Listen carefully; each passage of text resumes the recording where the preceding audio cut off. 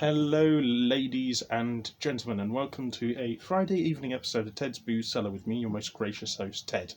Now, I was hoping to do an episode at a bar somewhere nearby, but unfortunately, obviously, as the second lockdown has begun here in the UK, we're no longer permitted to go to bars until I think at least 2nd of December. Don't quote me on that though.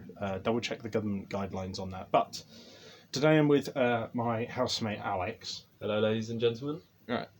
So yeah, sorry about the lighting not being great in here. We're just being lit up by a bloody lamp on the floor, and my actual room lights don't work. So unfortunately, this is a pretty ghetto ass setup we've got going here. But considering this is Alex's first appearance on Ted's Booze Cellar, I thought we'd go for something that's a bit more in his comfort zone. Now, Alex, you're not really much of a lager drinker, are you? No, I'm into ales, dark ales, Guinness as well. So dark stouts. That's my kind of thing. Yeah, I mean, you sort of did look a bit pensive when we were in the wine barrel on Western Road, and I described some of the stouts and porters in there to you, and I was saying, like, oh yeah, this one's marshmallow and espresso flavour, and not my thing. Not my thing. You just looked at me like, Ted, why are you telling me this? I'm not going to drink it. But so in order to get him into his comfort zone, I decided to do something that I think roughly Alex would like. So we're taking a look at Old Ale Rich and Dark by Harvey's Brewery. So this is a soft and full-bodied with hints of dried fruits and dates rich and dark ale. Old ale is a firm favourite during the autumn and winter months. A dark, warming brew, burnt sugars and roasted malts complement the premium Maris Otter barley, supplanting the light bitterness of aroma hops with hints of dried fruit and dates. This rich ale has been likened to the oak, steadfast throughout the year, regardless of the season. Throughout changing times, the name of Harvey has become synonymous with Sussex, a hallmark of quality, consistency and tradition. And it is 3.6% alcohol volume. So if you want to start your weekend off on a lighter note, this is probably the beer for you. And I really like the look of the label. It's like rich, sort of like royal red with like a nice gold leaf there. So I'm going to give that a 10 out of 10. Yeah, I think it looks kind of Christmassy, to be honest. Do you? And, yeah, do you not think it looks Christmassy? I don't know. I mean, I'm not much of a Christmassy guy, to be honest. So I wouldn't really know. Well, looks good. Yeah, so this was £3.39 from the Wine Barrel on Western Road in Hove, which for like half litre of beer I think is pretty good actually, so I'm quite happy with that. So what we're going to do then is we're just going to open these suckers up, and then we're just going to give it a quick sniff first to show ourselves to be more pretentious than we actually are. Yes. Before we actually taste it. So Let's pretend I know what I'm doing.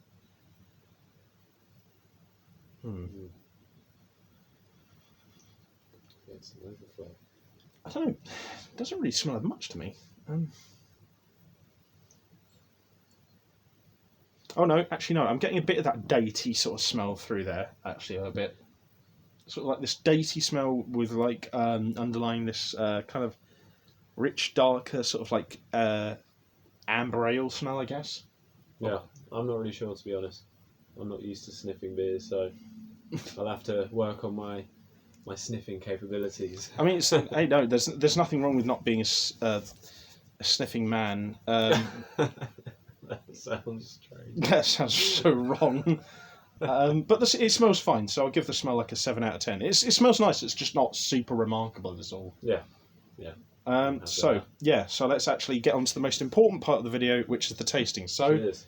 Bottoms up, and Bottoms up. have a good weekend.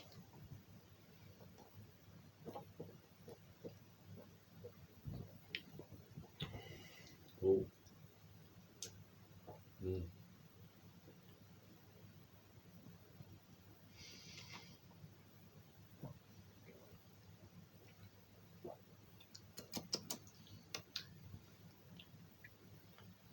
What are your thoughts? I think, it's funny, because like, it's got this kind of like water-like sort of lightness to it. I was thinking the same. I was thinking it's quite light. But I mean, usually with sort of like ales and beers, I think that would be a bad thing because it would give me an impression that it's sort of like a bit too light and sort of like kind of watery and not got really a lot of flavour or variety in it. But to be honest with you, I think it kind of works to its benefit because, like it said on the bottle, I can tell it's got a bit of fruitiness in there. But I think that's facilitated and made a bit more palatable by it being a bit lighter. So, like, when I drink this, I imagine myself just, like, sitting on the porch overlooking an autumn forest, just eating dates and having a cup of tea. Like, it's, like, just very plain and simple, but, like, in a good way, I think. Yeah, I have to be honest, the lightness did surprise me. I didn't expect it to be that light. No, me neither, for an actually. ale, but like you say, it tastes good, it works. Can't complain, really. I mean, like, when you're going for like darker ales like this, like, what kind of thing do you usually go for? Because for me, I'd usually go for something like Longman Brewery's Old Man, or their Peach Blonde. Okay, yeah, I'm into Harvey's. Yeah. So, yeah, I like a Harvey's Best. Doom Bar. I'm a big fan of Doom Bar. So, yeah, that's what I go to. Yeah, so this is like quite opposed to those kind of types of beers, actually. It's interesting. It's got like it's not super rich, but I feel like that works to its benefit because it is quite just like light and flavoursome at the same time. It's a good starter beer for the night. It's a good starter ale to. If you want to get your drinking night started, start with this. Yeah, so I feel like more warm into it. I feel like it's a good pre-drinks drink. It's probably also quite a good meal drink as well because of the slightly basic flavour. Yeah. The fact that it's quite light, it's not going to overpower any flavours in any meal. So like, if you're having like a roast dinner, maybe. I was just thinking that roast dinner, but you don't fancy a wine, then this is probably quite a good one to go for, I think. Yeah. But yeah, so I think overall rating, I'm probably going to give it a.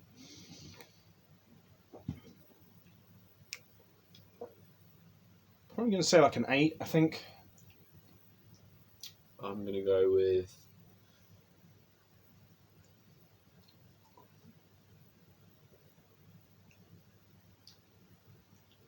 8.5.